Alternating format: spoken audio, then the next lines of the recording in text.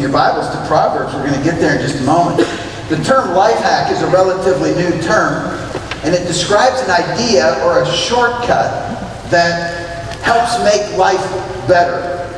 Makes life easier. It makes life work. Man, if you just know that life hack. Now, the life hack term is new, but a lot of the life hacks that you hear about, some of you folks, if you, as Jake said, self-identify as maybe getting that AARP card, you'll say to yourself, my grandmother's been telling me that for years. Like we have life hacks that have come out in recent years. You got to make sure you get your rest, plenty of rest. And then your grandmother's like, I've been telling you early to bed, early to rise for years. And you just took it that you didn't really listen to me, and now it comes out.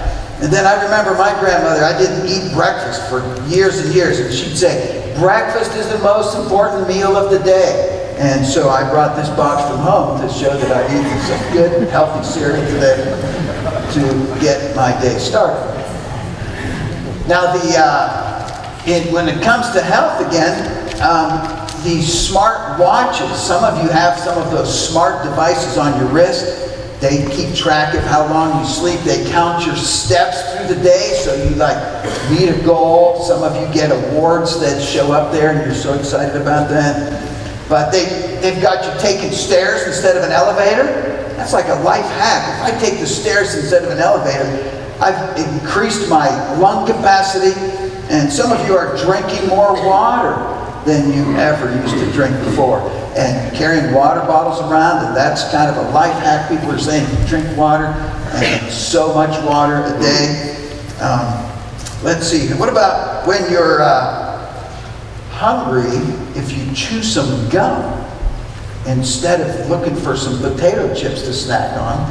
That would maybe take the hunger away, give you something to do with your mouth and your fingers if you're picking at your gum and stuff. Now, your grandmother used to tell you an apple a day keeps the doctor away. She was giving you life hacks, but they hadn't invented the term yet. But Grandma was on top of things there. Now, back in jolly old England in the old days, if you had a sore throat, they had a life hack for it, and it was kind of an interesting one. They would say, get a sock, a dirty old sock, and wrap it around your neck. Now, that just sounds ridiculous, and so sometimes the cure is worse than the problem. Years ago, when I had a health problem, I was getting all kinds of advice, and they're like, drink carrot juice. That's what you've got to do. That'll solve all your problems. Drink carrot juice. And so I took one sip of the carrot juice. And I was like, I'm going to just have to stay in this condition because the cure is far worse than whatever problem I've got. So Terry, she's like, no, that was canned carrot juice. You need fresh carrot juice. So she borrows a juicer. She comes home with bags of carrots. She starts running them through the juicer. Because how many carrots do you think to get like one glass of carrot juice? A lot of carrots die in the name of that one can. So she's running them through there, and I'm like, okay, this is the answer to all my health problems. And I get all done, and I take one sip, and it was as bad as the can, and I said, this is going to have to be my final condition. Now we know what's going to take me out, because I can't do that. So I was going over this dirty sock around the neck thing with somebody the other day. And this man says to me, that's exactly what my grandmother did, but it wasn't a dirty sock. She would melt some butter, and she would get some butter, mix cinnamon in with it, pour it on the sock, and wrap it around my neck. That just doesn't sound healthy. How many would stick with the sore throat over that? Well, we found another life hack that is going to maybe be better than a dirty sock around your neck. But we tried it out, and so it's on video. Take a look. We tried out this life hack to see if it would work, and it involves marshmallows of all things.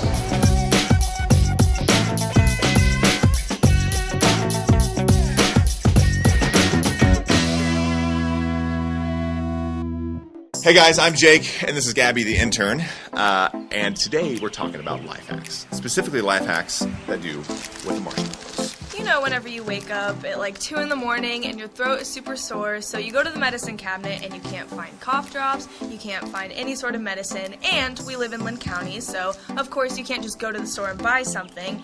Well, little known fact, you can use marshmallows. What are you doing? Marshmallows. I need to want some marshmallows. Okay, you don't even have a sore throat. It's marshmallows. So, You'll also only need one.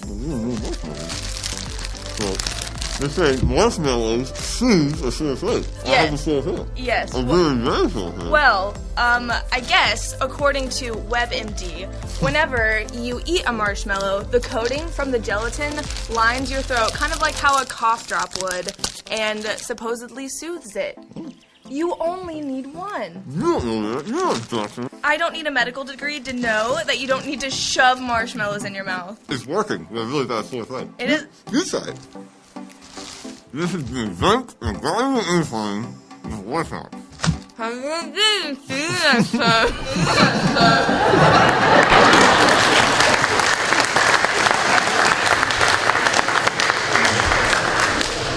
When it comes to life hacks, there's nothing that makes life work better than to get on God's path. And God's path is far better than stuffing a whole bunch of marshmallows in your mouth. But you've got to admit the marshmallow cure is probably a lot better than the dirty sock with butter run all over it. And I'm going to try that one next time I get a sore throat. Our point in connecting it to the book of Proverbs is full of wisdom from God. And when you follow the wisdom from God, life just works. And life just works better. Our key verse, we've got two of them. Proverbs 3, 5, and 6 is one of them. It says there, trust in the Lord with all your heart. Do not lean or rely on your own understanding. In all your ways, acknowledge Him. And here it is, He will direct your paths. The NIV in some translations says, He will make your paths straight. That's a life hack. When you trust God, when you put God first in your life and you rely on Him, not yourself, life works better. In Proverbs 9 and verse 10, it says, the fear of the Lord is the beginning of wisdom, and knowledge of the holy is understanding. It starts with God. And when you start with God and you walk His path, life makes more sense. So today, specifically, discipline brings freedom. We're going to look at the subject of discipline. We're going to talk about how it brings about freedom in somebody's life. Now, outside of an individual's relationship with God, I can't think of anything else that's going to be the determining factor in a person's success in life than self-discipline. Often when I speak to the boys in All-Stars, and boy, really want to drive home the idea of self-discipline, we say, there's nothing outside of your relationship with God. This is the most important thing, self-discipline. And maybe it means so much to me because a lot of this message is like personal testimony for me. Because I reached a point a couple decades into my life where I learned that in my personality, self-discipline was a weakness. And I was away from home, 800, 900 miles from home, and had not really developed self-discipline. And if I don't develop self-discipline in my life, I'm not going to succeed. I've got to have it, or else. It was pass, fail, and it was hinging on this issue of self-discipline for me. So when it comes to the need for discipline, Proverbs 16 and verse 32, it says there, it says, he who's slow to anger is better than the mighty. He who rules his spirit is better than the one that takes an entire city. Self-discipline. Self-discipline is what keeps you safe. It keeps you on task. It gets you to pass the test. It gets you out of bed. It gets you to exercise and read your Bible and watch your mouth and control your emotions and fight off sin. Discipline brings freedom. And those that lack discipline are less healthy and have financial struggles, and they give in to sin, and they surrender to the whims of the crowd, and they have holes in their walls from punching them, and they have wounded spouses and children. Proverbs 25 and verse 28, whoever does not rule his own spirit is like a city that's broken down and without walls. Self-discipline protects you. And if you don't have it, you're defenseless. Defenseless. So let's understand the progression of discipline. The progression. If you picture a continuum or a timeline, on one end is complete control by others, and on the other end is complete self-control. Now, when you're born, it's complete control by others. The people are feeding you, they're clothing you, you can't even sit up, you can't talk. They're doing every single thing for you. At the other end of the spectrum, theoretically, it's 18 years. Theoretically. The other end of the spectrum, you can feed yourself, clothe yourself, talk for yourself, speak for yourself, structure yourself in your life. So for parents, the goal is to take this person that can't do anything for themselves and in the course of time get them to the place where they have self-discipline. They self-regulate. They can self-determine their attitude and their direction in life. So you have an 18-year process, parents. So many parents, the kids like 17 and a half, graduation's a month away, and they're like, oh my word, he can't get up on his own. What are we going to do? We got to get him started. He doesn't know how to do laundry. They're leaving for college the next week. I should have been teaching them this all along. Somebody should have been teaching them how to work and apply for a job and do chores and sweep the floor. Yes, somebody should have been 8 years old and 12 years old and 16 years old. A dad spoke to me recently about his first grader that was getting up with an alarm clock. And I just thought, how cool is that? First grade, and she knows how the alarm works. Terry spent time this week. Our son-in-law was away on a ministry trip, so she got to spend the week with some grandkids.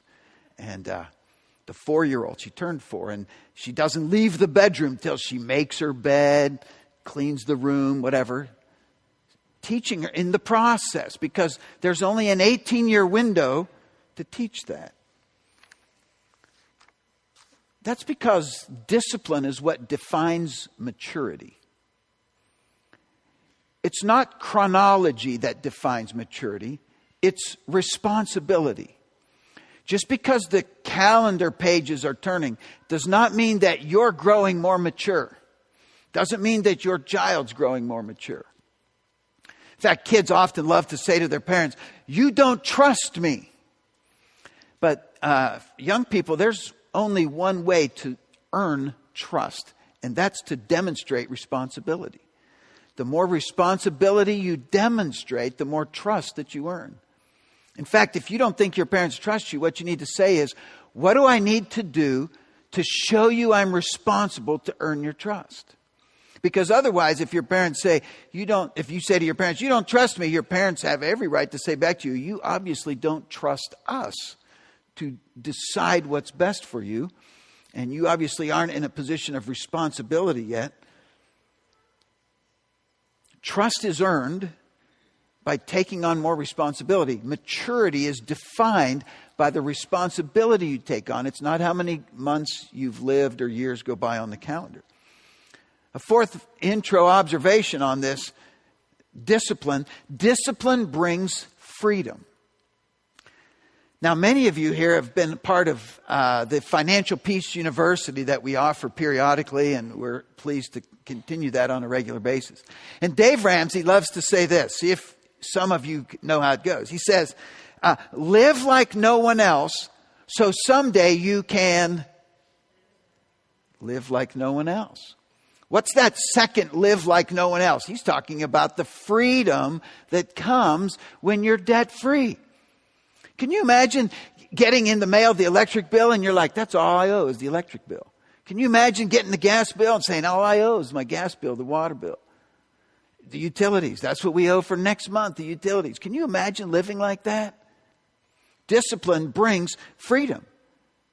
And so, as Dave Ramsey likes to say, you know what you do when you don't owe anybody anything? Anything you want. But think of sexual discipline. To have no guilt, no consequences because you've disciplined the sexual side of your life.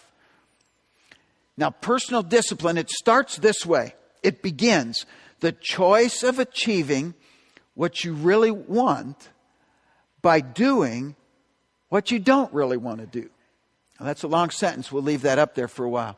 But think about that self-discipline. That's where it starts. Here's something I really want, so I'm going to do some things I'm not too keen on, I'm not too fired up about, because I know the things I'm not too fired up about are going to lead me to where I want to be.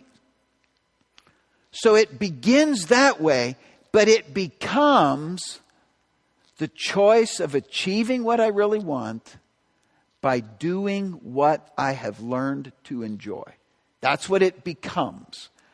I learn to enjoy what I've been doing. I start out, I don't really want to do it, but then here's what it becomes. The choice of achieving what I really want by doing what I like. I've learned to like it. I've learned to enjoy it. In fact, it follows a progression that kind of fascinates me. There's a progression to life, really, to anything beneficial. It starts out with discipline, or we could say structure. I get up at a certain time. I set 3 alarms if necessary. I have this structure. This is what I want to do, and this is how I plan to accomplish it. Here's the structure. Now, high school is like that. You have to show up at a certain time, and you get dismissed at a certain time, and your assignments have to be turned in. But those that leave from high school to college, there's a big shocker that happens. You don't have to show up. Nobody's keeping track. You don't have to wash the sheets on your bed ever because nobody's checking. You don't have to go to class. You don't have to study. That was around the time when I had that personal wake-up call that this thing is pass-fail in life. I better develop some self-discipline because now it's up to me. And so discipline is there. But after a while, it becomes desire. I want to do this. I like to do this. I enjoy doing this. And then some people enjoy it so much, they make personal sacrifices. We'll call it denial, this third stage, where they deny themselves certain things because of what they're getting out of it. Now, let me give you some areas where this works. This works in musical instrument training. It starts out with discipline and structure. I will practice my instrument for X amount of time every day. Whether I feel like it or not, whether I enjoy it or not, my feelings are not involved in this. I will do it. But then after a while, this is pretty fun. I'm enjoying this. I kind of like this. There's desire. I look forward to doing it. And then some people even get to the point where they deny themselves other interests because they're so focused on this one area that they enjoy so much. And they might deny themselves for a short period of time, or they say, this is the path I'm going in my life, and I'm going to deny myself these other hobbies because this is my focus. It applies to running that we get up and do in the mornings, and it's a discipline, a structure. The alarm goes off at 5. Difficult to do. Man, all I want to do is continue sleeping. Multiple alarms are typically what I've done. I've got it down to one alarm that, this morning almost didn't work. But then desire, wow, I want it so bad. I'm starting to like what I'm doing here. This isn't bad. I say that I run for how I feel an hour later. I don't enjoy it in the moment. I don't enjoy it 5 minutes after I'm done. But an hour later, I say, I can't believe I just ran 3 miles. I can't believe I just ran 4 miles. Wow. And then some people deny themselves certain other benefits because they're so into taking care of themselves and on the running side. And so some people, they stop the ice cream, and I haven't got there yet, but some people start eating different kinds of breakfasts of champions and such because of their denial. It works in your tithing and your giving. People start with structure. 10% is the structure God gives. Some people are like, well, do I have to give 10%? Where's that at in the New Testament? God wants our hearts, but we start with structure, then we move to desire. This is something I want to do. I see that it funds a facility that allows, we had 4 kids at least that got saved at Bible school this past week. And so I think that's awesome. If you give, you're helping fund a facility and a staff that put that together. And anyway, give. It works for your quiet time. Here's the structure. I will get up at this time. I will read this chapter on this day. I will follow through on this Bible study. It works for forgiveness. God says I should forgive, so I'm going to. And after I forgive, I realize the benefits of it. I have a desire. I'm going to forgive again. And then someday you get really wounded, and now it's at the level of sacrifice that you forgive somebody on that level. And so that process applies to so many areas of life. Discipline, desire, denial. And sometimes you've looked at somebody and you're like, man, I could never do that. That person, their sacrifice, their commitment. And so we think, well, I'm not going to do any of it. It starts with the discipline, the structure. Plan some structure that's within your capacity. In Proverbs chapter 13 and verse 12, gives a great scripture about this. Verse 12, hope deferred makes the heart sick. But when the desire comes, it is a tree of life. You know what that said? When you're doing it, when you're running, you're going to feel terrible. But an hour later, you're going to be thrilled. That's exactly what that verse says. And we can apply that to so many other areas of life. When you get up early tomorrow to read in your Bible, you're going to be tired and groggy, and you might even fall asleep while you're reading. But an hour later, and you do that for a week, you do that for a month from now, you will begin to see productivity, spiritual fruit growing in your life.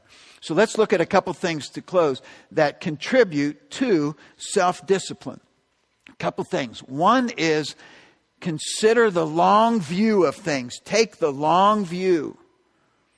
You see, when we live for immediate gratification, we never develop self-discipline. Immediate gratification is based on our feelings, our whims. We do what we feel like. We do what comes natural to us, we think. Question for you. If you wait until you feel like forgiving somebody, are you ever going to do that? But I've never heard anybody that forgave someone who later regretted it. When we do the discipline of doing it, and then afterwards the desire comes where we're like, wow, that was really good. I see the benefit of that. The next time I'm offended, I'm going to let it go a little easier because I see the benefits of letting go and not carrying the bitterness around. If your alarm goes off and you say, do I feel like getting up to have my quiet time? Do I feel like getting up to exercise? I already know the answer. No. But self-discipline says, I'm not going to be governed by my feelings. They're not going to control my life. The long view says, I want to become better. I want to grow. I want to learn this skill. And every accomplished musician, writer, athlete, leader, anybody that's accomplished anything in any area of life has tapped into personal discipline because they wanted it bad enough. A couple questions for you to consider in determining the long view. What kind of person do you want to be in 10 years? What kind of person do you want to be in 10 years? Because until you tap into the discipline to start and follow through in some area that's going to help you grow, you're going to be the same person 10 years from now as you are today. And a related question, what story do you want to tell your grandkids about who you are? Now, our culture is consumed with immediate gratification. Follow your heart, we're told. Jeremiah 17 verse 9 says, the heart is deceitful above all things and desperately wicked. It tells us, the Bible tells us, your heart lies to you. Self-discipline says, I'm imposing my will on top of my feelings, My feelings will not be what determines the direction of my life. Do you want to be controlled by your impulses?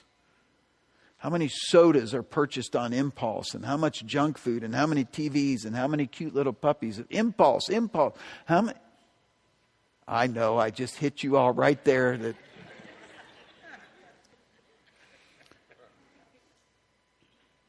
Now you might ask the question, I've wanted to have discipline in my life, but I don't seem to get there. I start out and I don't finish. I start, I don't finish. Why am I not more disciplined? Now, the fact of the matter is that we're all complicated individuals, and there's a lot of reasons why different ones of us have different levels of personal discipline. It could be how we've been cultivated and raised. It could be some traumatic event that knocks us back on our heels, and whatever discipline we gained, we've lost because we've been thrown back on our heels. It could be some genetics. Some are more naturally inclined to that than others. It was not my natural bent, and so it is really still an ongoing effort for me. But in general, we tend to start things and then fade. And what happens when we do that, we blame it on willpower, right? The New Year's resolution, and my willpower is just not strong enough. But the fact of the matter is, it's not willpower that lets us down. It's reward power. We lose sight of the reward. We start out and we say, I want to get up and early and I want to do this. And we forget why. And we're like, it's early morning. Never mind. And you know what it is? It's the carrot juice and the sickness. We say, no thanks. I don't want to wrap a dirty sock around my neck to solve my sore throat. I'll stick with the sore throat. And so many get started. Yes, I need to get up early and exercise. I should be eating better. And then we start and we're like, wait a minute, this is early. I didn't know 5 o'clock came twice a day. And so this is really early. What am I going to do here? And so I think I'll stick with the way I am. I'll stick with the sore throat instead of use the dirty sock. And we lose reward power. It's not willpower. Because you are doing what your wants want. You are doing what your wants want. And when you want it enough, and when you don't want it, you're like a city that's broken down and without walls. Proverbs 22 and verse 29 talks about that. Do you see a man who excels in his work? He will stand before kings. He's not going to stand before unknown men. When you excel at your work, you're going to progress. You're going to make progress. A second step in this is to watch for little things. Watch for little things. Chapter 27 and verse 23 says, be diligent to know the state of your flocks and attend to your herds. Pay attention to what's going on, the little things that are there. It was 5 years ago, just about this time of year, General William McRaven gave a speech at the University of Texas. And he's an admiral, but he was a longtime commander of the Navy SEALs. And in his speech, it was like ways to change the world or whatever. But point number one of his speech was, make your bed. And so that became famous. In fact, he wrote a little book. He put together a little book called Make Your Bed. And we used to have it at the Resource Center. Get up in the morning and make your bed. Little things. It's a victory. It starts you out with a few wins. The Book of Virtues is a whole collection of stories put together by William Bennett. We have one of them at the Resource Center, a couple of them. And it's by topics, courage, perseverance, those kinds of things. And it's just full of great culture stories. And one of them is just this little poem called For Want of a Nail, a little reading. And it harkens back to the 1400s. King Richard lost a battle, and here's what he said. For want of a nail, the shoe was lost. For want of a shoe, the horse was lost. For want of a horse, the rider was lost. For want of a rider, the battle was lost. For want of a battle, the kingdom was lost. My kingdom for a nail. Would you not agree it's the little things that get us, that trip us up, that slow us down? So as Admiral McRaven would say, clean your room, your desk, your garage, get a calendar, write some things down. Chapter 19 of Proverbs in verse 20. Chapter 19 and verse 20. It says there, listen to counsel and receive instruction that you may be wise in your latter days. The third step in this is what we could call advanced decision making. Advanced decision making. And what advanced decision making says is, I'm going to decide ahead of time not to do certain things and to do certain things. There's an interesting section in the book of Proverbs around chapter 5 and 6 where it speaks very specifically and at length about sexual sin. In chapter 5, verse 7 and 8 is one of those places. And it's the wisdom of a father. Therefore, hear me now, my children. Do not depart from the words of my mouth. Remove your way far from her, and do not go near the door of her house. How many people have fallen into sexual sin on that impulse? They wait till they get in the moment, and then how do you make a clear thinking decision when your impulses are controlling you? If you make a decision ahead of time, chapter 6, it goes on, verse 25 and 26, the same theme. Do not lust after her beauty in your heart, nor let her allure you with her eyelids. For by means of a harlot, look at this phrase, a man is reduced to a crust of bread. You know how we'd say it today? You're toast if you fall for that. That's right there in the Bible. An adulteress will pray. The next verse goes on, verse 27. Can a man take fire in his lap and his clothes not be burned? Can he walk on hot coals and his feet not be seared? What he's saying is, plan ahead of time. I'm not going down that road. I'm not going to that place. This is the guardrail I'm setting up. This is the boundary. 19 years ago, my friend Bruce Garner talked about somebody that had given him a bit of advice. They created a document at the top. They said, the consequences of sexual sin.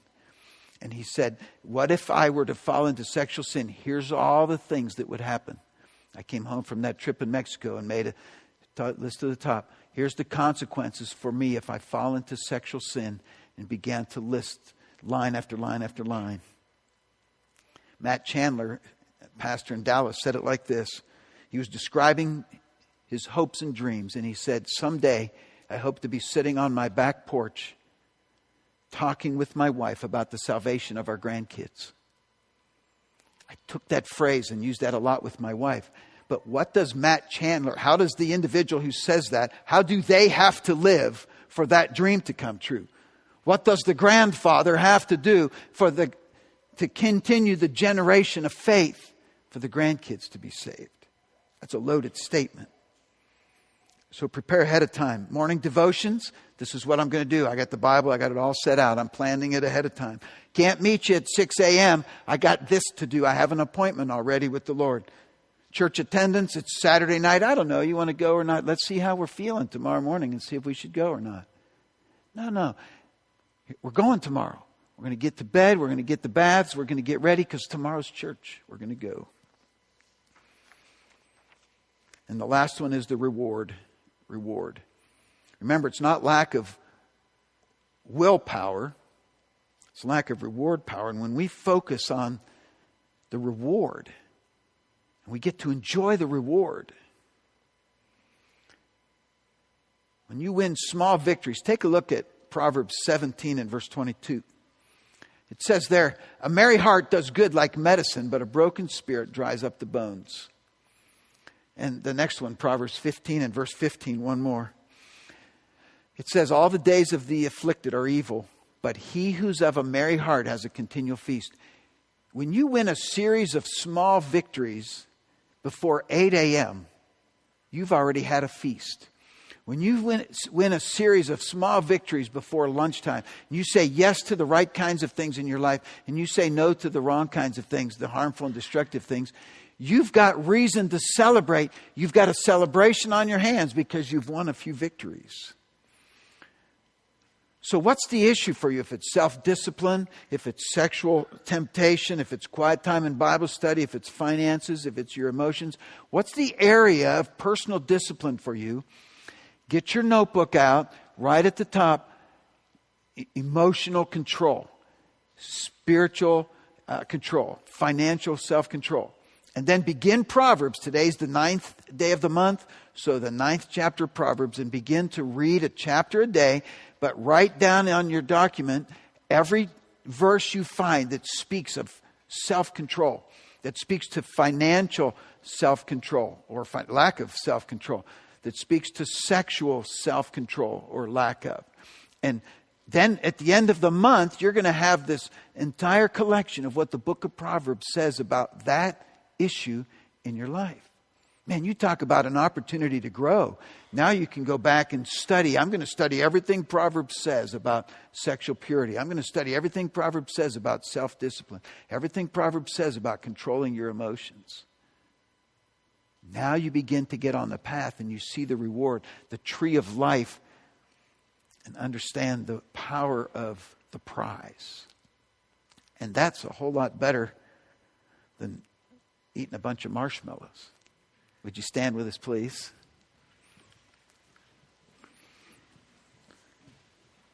Let's pray, shall we?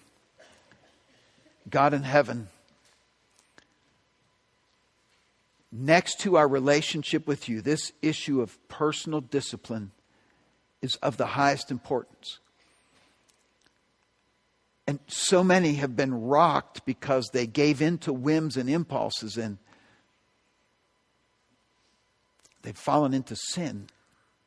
So many struggle day after day and week after week in their spiritual growth because they have lost sight of the reward of why they're doing it.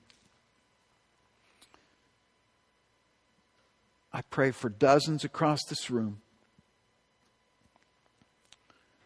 to have a renewed effort to call on you as the giver of the fruit of the Spirit, to say, God, I need self-control. I want it that bad. In Jesus' name we pray. Amen.